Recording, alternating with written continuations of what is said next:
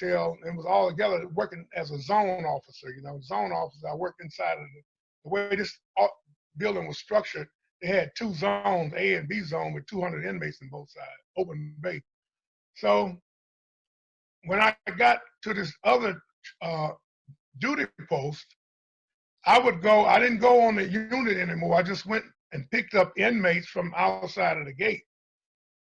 And this particular day in September of '96, when I went to get my inmates, an officer that I didn't know, because he was a newly hired officer, and an inmate that I knew from when I worked on the compound. And he wanted to, this officer was a young officer, asked me, what does it take to bring personal hygiene items in to an inmate?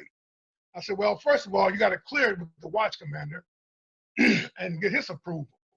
But if this inmate that he was talking about worked for him, there was no way that I interact with the inmate or would go on the compound. And it never implied that I was going to have any part in it. So later on that same day, I saw this same officer, and he asked me, was I leaving for the day? So I come to find out this was a plot to get me off the compound. So I had to take a vehicle and drive and pick up an inmate that was on detail that claimed was injured while he was working on a project there. So when I brought this inmate back to the compound and took him to the infirmary, I went back to my duty post, and my sergeant that was waiting on me to come and relieve him told me that an officer left this little black attaché case with him to give to you, and you knew what to do with it. And he said, but the guy was acting very suspicious. I would search it, man. I said, oh, most definitely. And by the time, this is all in like a 5-minute time frame, another officer came in, and I said, his name was Officer James. I said, come and help me shake down this package that somebody left here. And this inmate that he was implying that he was gonna bring these personal hygiene items to was an inmate about 6'5" and weighed about 300 pounds. And so when I opened the attaché case out, there was a size 8 shower shoe. And this guy wears about a 14 or 15. It was pink moisturized hair tonic, and the inmate was bald headed. And it was it's a big container of baby powder. And when I pulled the baby powder out, there was 2 packages with marijuana in it wrapped in black tape. And so this policy of having it wrapped in black tape, that's the way they train the canine dogs. They wrap the marijuana up like that so the dogs won't tear into it. And so this dope was definitely dope that belongs to the Department of Corrections.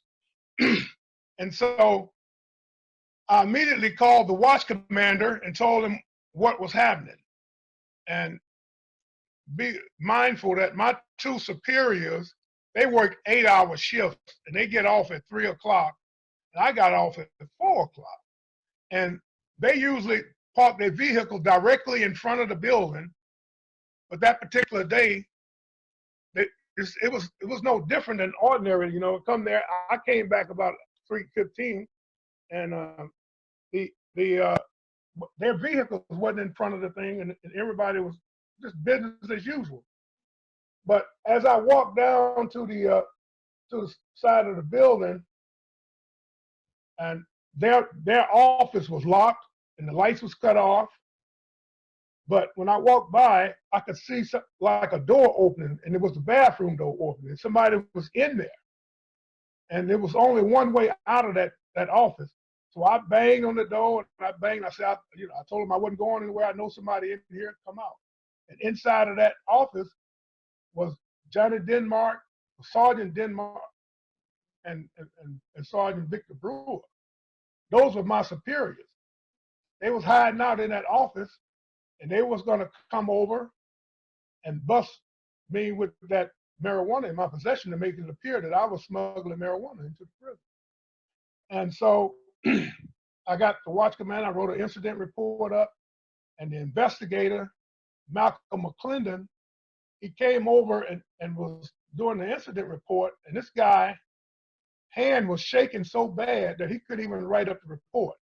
And you got to be mindful, this was in 1990, in the 90s, and they was doing written report. They wasn't, they weren't doing recordings and all that. And so everybody came over and they started an investigation. And I'm waiting, thinking that they're doing a credible investigation.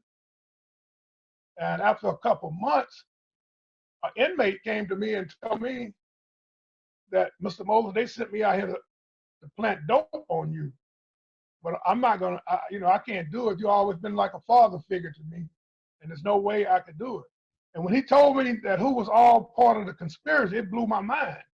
It was like the late superintendent of the compound, David Turner. It was investigator Malcolm McClendon. This was chief investigator. And he named numerous of people. And they told him that they was going to give him $100 to see would I bring some dope in. But if I didn't, they was going to give him some dope to plant in my office, and they were going to let him out of prison early. And after this, I requested an investigation from my representative, Gene Taylor, for an FBI federal investigation. And they did indeed start an investigation. So they sent a FBI guy named Linton Rice. And when he interviewed me in front of the prison as he was writing down on a legal pad, and I was telling him about Malcolm McClendon, and when I made the allegations about Malcolm McClendon, he abruptly ended the interview and told me that Malcolm McClendon wouldn't do anything like that. And I found out later that him and Malcolm McClendon was in the highway patrol together. And when they retired from the highway patrol, this guy went to the FBI, and Malcolm McClendon came and worked for the Department of Corrections.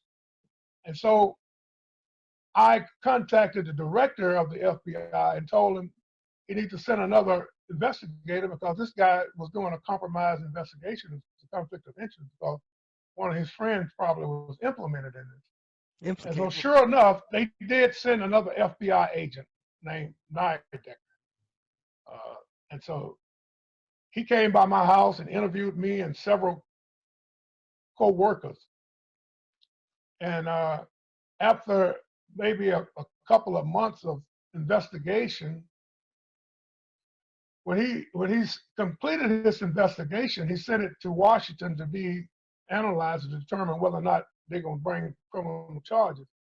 But as I got a copy of that report that he sent in, he said I didn't name any individuals, that I just made a blanket statement that my co-workers tried to plant drugs on me.